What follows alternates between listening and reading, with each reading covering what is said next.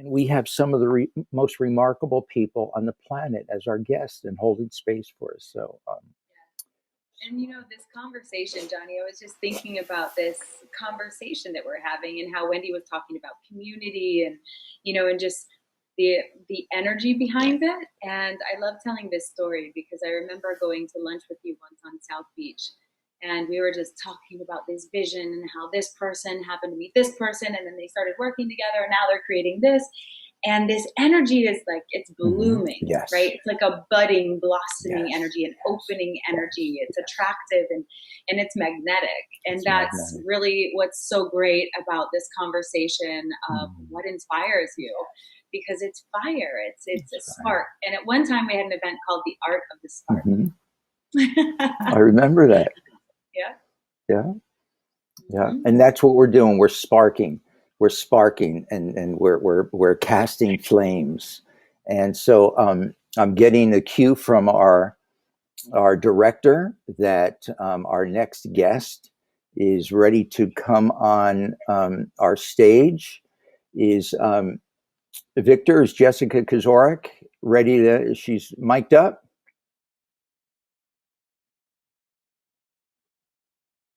Because this woman is so dynamic, so energetic, so full of color, so much talent. I have been inspired by her for so long, and I'm just really, what I love about Jessica is that she really steps into who she is. She embodies it and she shares it, and she's radiant.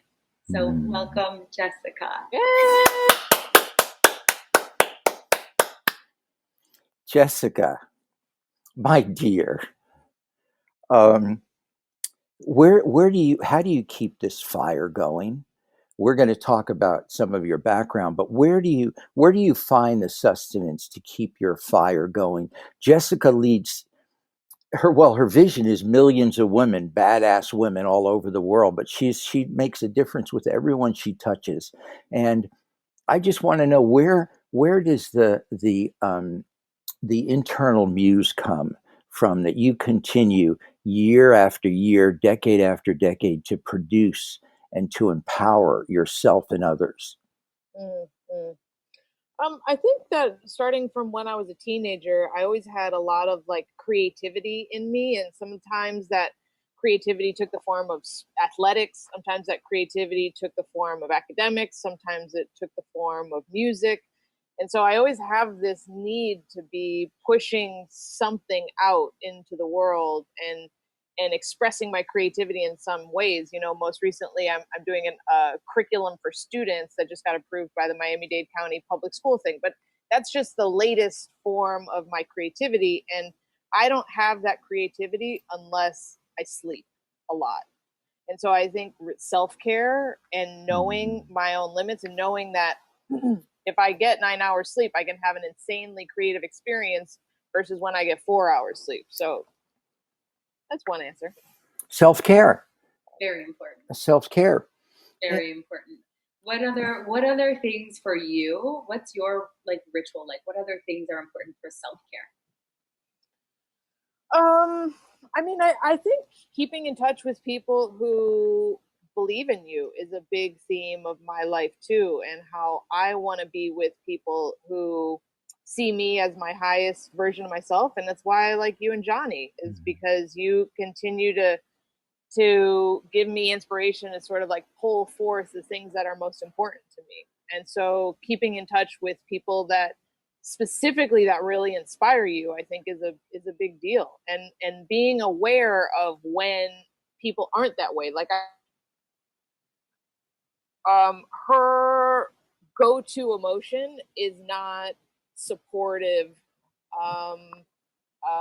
It's not like supportive cheerleader, right? She's more like critical, gives everything like a great editorial eye and stuff, but she's always sort of like judging, critiquing this. And I've had to sort of train her and say, listen, hey, Hopi, I just spent like 6 hours preparing this document. So rather than just go for the jugular of what you don't like about it, why don't you start by saying like, wow, I can tell you put so much work into this. And there's a couple things in here that are really great. And thanks for giving me that to work with. So I think training the people in your life is also important about what you need from them. I love that. That is so beautifully said because, as we know, there's probably some value to those critiques. But to start out with that, it's a little draining, right? So, if you really want someone to be open to that feedback and open to that critique, then, yeah, let's start with a little acknowledgement and a little praise and then open that conversation. When I totally fell in love with you, empowered, totally behind you. You probably don't even know the moment. It was after you failed. We did an event at Nikki Beach, and she was still a baby. She was still new at production. She was a badass, but she was still new, and she overexposed the show, and it wasn't work. And we went and we had lunch on Lincoln Road, and I shared, I think you're not as serious about your vision as you could be. And what you did was, in that moment, you owned it. You took responsibility. You said, Johnny, I am sorry. I want to live my vision. I want to live my vision. I respect what you do, and I respect you taking the time to say that it was not what we envisioned. And you have shown me time and time again excellence in everything you do. And that was a defining moment, that this is a woman I believe in, that I love, that I will stand behind for the rest of my life. That after Bob Dylan, this is my favorite visionary on the planet. We've been through this journey all these years, but it was in a failure. We're not taught to own up and to step into our failures. We're taught to make excuses, blame someone else, shift. I didn't do it. Oh, this. And so it just came to me that moment that you took responsibility and then became better from it.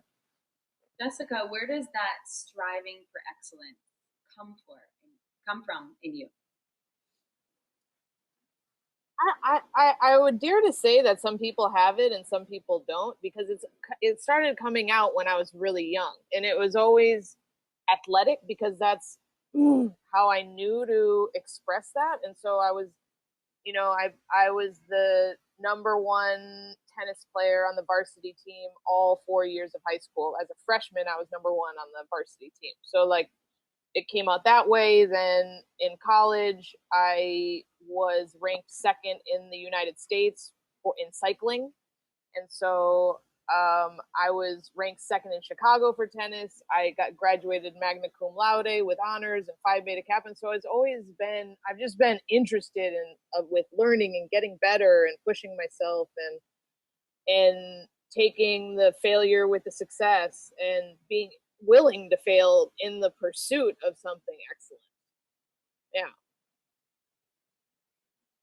And were there people as well that what about people who support and encourage? How valuable is that?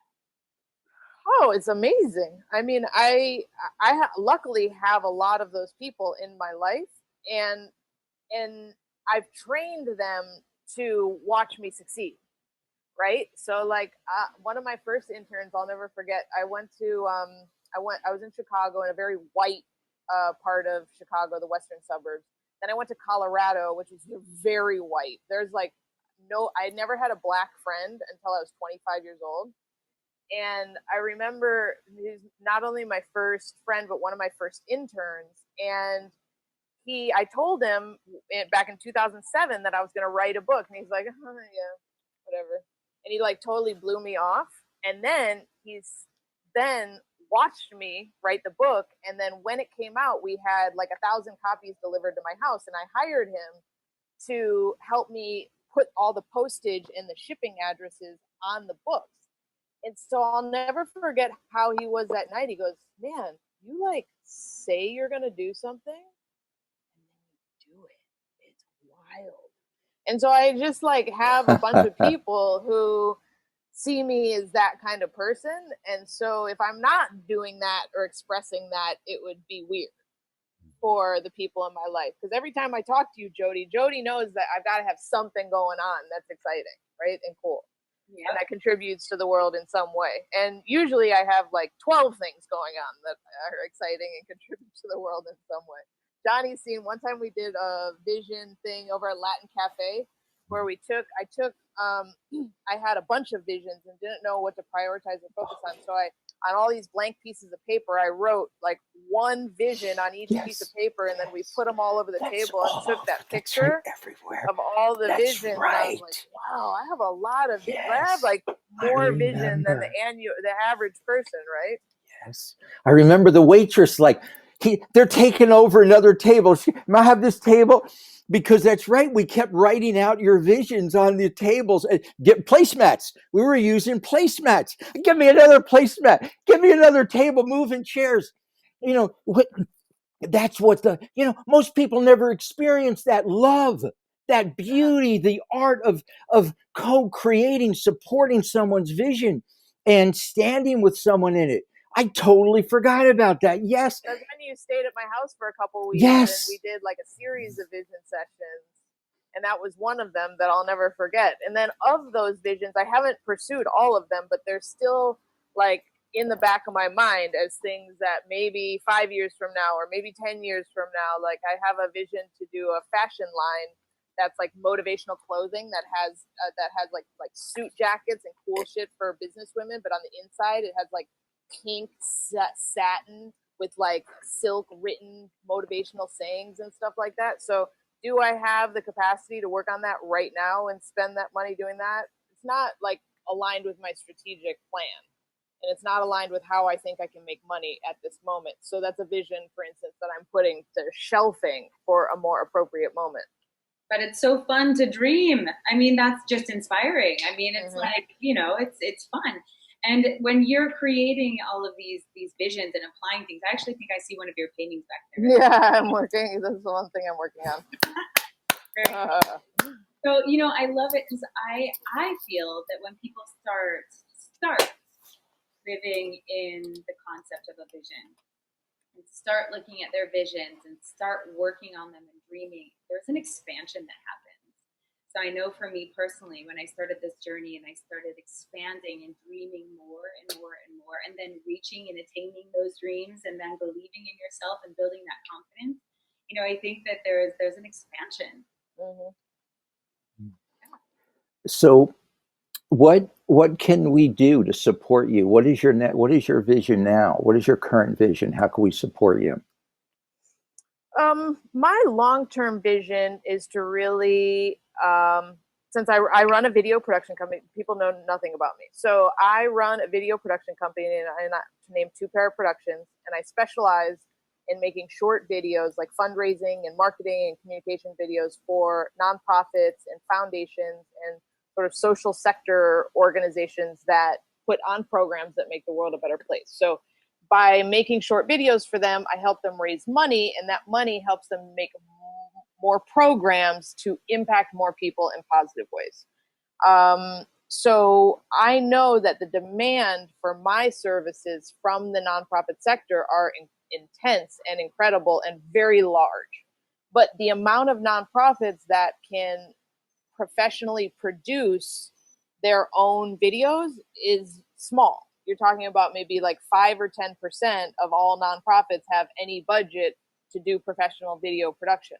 So you have this huge swath of 90 to 95% of nonprofits that really are ineffective at telling their story, especially through the video medium. And so my vision has really been, okay, I know I can't serve these hundreds of thousands of organizations, but what could I do?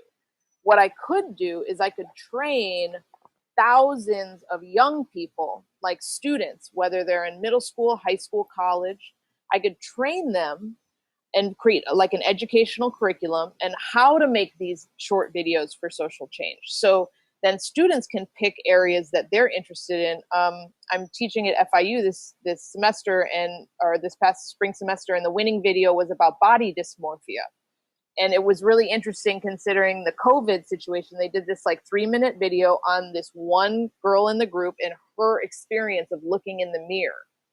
And she got so vulnerable and talked about, even though how she's gained weight, lost weight, she's under her ideal weight, she looks in the mirror and she can't see and love herself for what's actually there.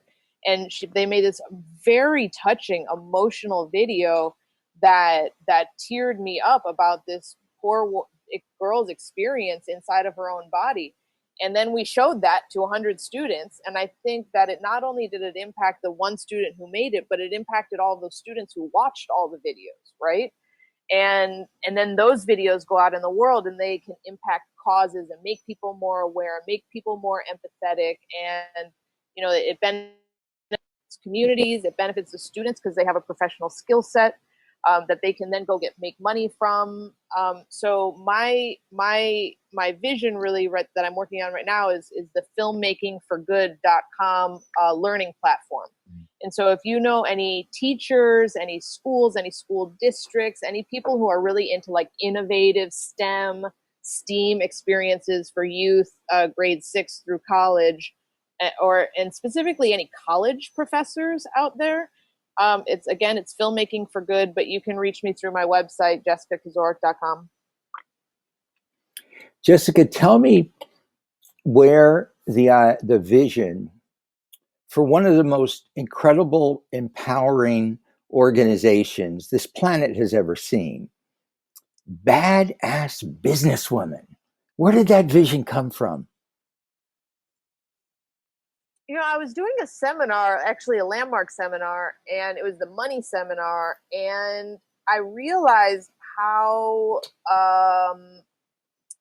uptight I was about talking about money and financial earnings and being a business owner and what we're really trying to accomplish as business owners, which is, yeah, we can do a little here and there but we're here to make money.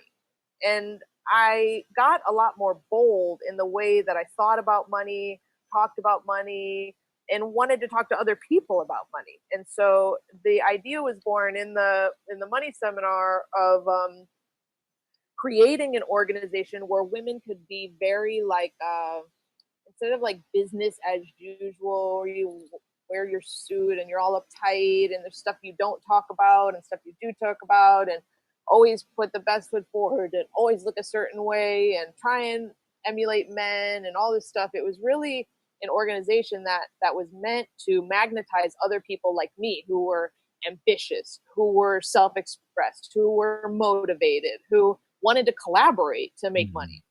And so that started 10 years ago. And just in February, thank God, before coronavirus, we were able to have our 10-year reunion party, which was amazing. So it was cool to see all the relationships that had developed over the course of those 10 years. And the women who were in our original seminars back in the day, what have they gone on to do? Like one of the people who helped me start Badass Businesswomen, they now own a company that grosses like $12 million a year called How to Manage a Small Law Firm. And so they were broke when they were working with me. So it was cool to see my friends, how much they had accomplished over those 10 years since we were talking about things and motivating each other and trying to collaborate. So a part of the movies and popcorn movement of every child on the planet by the end of the decade has food and clothing and movies and popcorn. The villages, the cities, the communities that women are empowered, children don't starve. Children are taken care of. And, you know, I'm just envisioning, because I remember when you shared this vision with me, I was caring for my father in Jersey. And I remember you sending it to me. And in this moment, I just see women all in these different cities, villages, with these badass women t-shirts, and empowered. That it's what I experienced here in America with women that I would run into that had your t-shirt on. That it was a garment, but it was a statement that I am empowered just by the words, just by speaking it. Yes, you can start your own company. We can get microfinance, and we can do, but empowering women all over the world, all over the globe, I'm holding this millions and millions of badass women all over the world. Well, and I was using people like at the time that I was using it in 2010, badass and business women was like an oxymoron. Yes. Right? They were two opposite things. You know, you could be a businesswoman, but you had to be straight laced, you had to be organized, you had to be a certain way, you had to fit in, you had to not stick out, all those kind of things. And badass was like the opposite of that. It was like being totally breaking out of the mold of everything that you had known before. I think that's what badass stands for to me, is like really breaking the mold and being super ambitious and a super visionary. So I was using the word when it was not a popular word. And in fact, my grandmother hated it.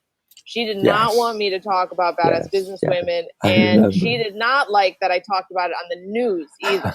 Because I would be on like CNN or Fox News. And I've been on Fox News like 3 times. I think 2 of them, they wouldn't let me say the word badass businesswomen, but they called me a small business expert. I was on like Fox and Friends, right? Fox and Friends. Fox and Friends. And then CNN loved when I said badass businesswomen. And they're so different, the 2 networks, you know what I'm saying? So, but my grandmother hated it. And then Obama started using the word badass. And then like Michelle Obama was using the word badass. And then badass was on the cover of like every other cosmopolitan magazine. Yep. And so it really, at the time that I was using the word, it was not like a popular choice of words. Now it fits, right? But that's what happens to visionaries, is they're ahead of their day, and they experience a lot of like, I had a lot of people be very like this face about badass businesswomen. Very not on board. I remember. But I knew that was not my tribe. You know, you could tell by the look on their face when you said the word badass businesswomen whether they were part of the tribe or not, you know? Which is cool. Let's talk about that, finding your tribe and being authentic to yourself enough where you just call your own kind. Yeah. And I used to have like a really active email list. Johnny, you were on my email list, right? I remember when you were just getting the beginning, when you're at 20 emails and I got 25 for email list. Yes, no, I remember. I am still on it. I used to write a lot of emails, and I used to talk about very vulnerable things like mental illness and my own struggles and my own failures. And I have to admit, at this point in my life, I've gotten a little bit more discerning about what I say and what I don't say because my email list is grown. So now there's like embassy officials from Japan on my email list, and there's like a whole new layer of judgment that goes with how am I being judged as a brand for every single thing I say. You know, so I don't know. I think that you got to be willing to go out on a limb to like speak up for something and be a leader, right? Because people only follow someone who has a voice and who has a plan and who has like some kind of vision and place they're going, right? Otherwise you have no people to follow you or to at least walk by your side, you know? So Jessica, you've done so many different kinds of things and written different kinds of books and movies and art, and some people might say, you know, you're all over the place. You've got things going on all over the place. How do you still keep this manageable or within the realms of like, how does it all fit together? I guess is what I'm asking. Well, in a way it fits together and in a way it doesn't. I just spent in the green room, actually. I was just talking to, I forgot her name, but she went to University of Colorado Boulder. Jen Mack. Jennifer. So we both went to the University of Colorado Boulder. And so I was just back in Boulder last year, and I spent the time putting together my new website, jessicakizorek.com. And jessicakizorek.com is like a decade in review of what I've done over the course of the last decade. And there are, on the front page, there's 26 different images of projects.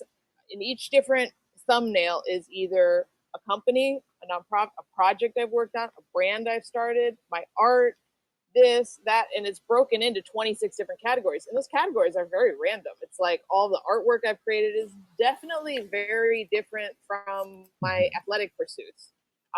The Badass Businesswomen is definitely very different from my company, Two Parrot Productions. But I think that how I manage it is you have to really stay focused on workflow and what are the priorities, right? I think at different points in my career, I've gotten like stretched too thin with too many different things that I'm working on. But I know that my priority needs to be Two Parrot Productions because that's how I make all my money. And I've been building the infrastructure of my nonprofit, Eyes on Your Mission, because that's also where I make money. So I think that those two entities are definitively my focus because they have revenue streams attached to them. And I think unless you're taken care of financially, it's hard to have other visions. You know, like it's hard to be a visionary when you're in crisis all the time. And so by focusing on those two things and really being strategic about how I spend my time and how I build assets for the future, that's what keeps me focused. And then everything else is in my spare time, you know, my like painting and riding my bike and my 3 dogs and the traveling and all of that kind of stuff is just makes me who I am. And I'm very like a multifaceted person. Well, I remember, here's another story that everyone can, the journey of stories. I remember I get a call, Jody, from Jessica. Johnny, I have this huge deal, contract working television show with PBS in my, and it's in, she's got this whole vision for what it's going to be, and she's just a kid, not a kid, but a badass kid. But she's like, I need you to take the day off. I need you to come down here. What do you? All right. What's tomorrow? Yes, and dress. Get it. A suit. And, okay. Get a suit. Just gotta get a suit. And we had dinner the night before, and I just want you there. I just want you sitting on my left side as I go before this board of directors, and I share my vision, your whole team. And they went through and it was very analytical and I didn't speak the whole time. I didn't speak the whole hours. They're going back and questions. And then the big guy, he paused and didn't speak a lot too. He had all, you remember. And then he asked you the big question of, well, Jessica, we really like your idea, but you're really all over the place. You have all these different creative things. You have all these, and I could feel Jessica's energy to look to me, and it was my turn to just speak my piece. That Jessica, when I said, James, I have known Jessica for over a decade now. And as long as I have known her, when she commits to a vision, she is unstoppable. And she moves forward and she moves forward. And this vision is a great vision. And I stand with her today here because she is going to make this happen. That was it. That was it. You got it. I did it the day before. What am I coming to Miami for? But that's love. You knew you needed someone older, quote, more mature. I don't know about that, but I was by your side, and we don't ask for help. We don't ask for support. All you needed was me to sit there and just to be a presence, a loving, as well as spiritually. You knew my energy. You knew I got your back. You knew we're in this together, just like Jody and I today. She's got my back. And so I just, who you are, what you do. Remember the time in your backyard you wrote a poem that you're gonna share with Jacqueline Kennedy in Japan? I am big. Carolyn, your speech was, I am big, and you are big. And it's an honor to know you all these years, and your dog, your dog. So what would be your last words of vision to us today? Is we love you, we believe in you, we're enrolled in everything you're doing. What would be your last words of vision? I would say it's two-part. Number one, take the time to really define what your vision/visions are. And that's not a simple task. And it takes a level of like meta analysis that sometimes you need somebody to walk you through the process. So working with somebody like Johnny who can ask you the right questions and put you in the right state of mind and listen for the gems and help recreate you and be a mirror in which you can see yourself. Maybe you don't have a single vision yet and you're just looking for one vision to focus on. Or maybe you're someone like me that has so much going on that you need to focus what your visions are. So, I needed to take those 12 visions and focus it down to like 3 or 4 things to work on and then shelf everything else. So, I think first step is really deciding what visions you want to focus on. And then secondly, surround yourself with at least one person, but hopefully multiple people that can provide some kind of incentive or accountability. If you start checking in with someone once a week about progress you're making towards your vision, you're going to start making a lot more progress towards your vision because you know that you have to do at least one thing before you get on the phone with that person to do that weekly call. So, you can do that with a friend, you can do that with a professional, you can spend money on that, you can not spend money on that. But I think defining your vision and creating some kind of accountability structure and say, okay, over the next 6 months, I want to have 4 calls a month. So that's 24 calls that I'm going to spend 30 minutes on each call talking about my vision. Like that's a powerful infrastructure to set yourself up to like start having that vision manifest.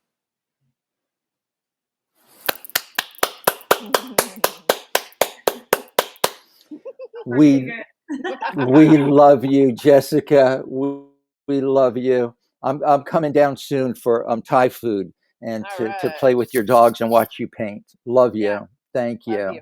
you. Okay, bye everybody. Bye.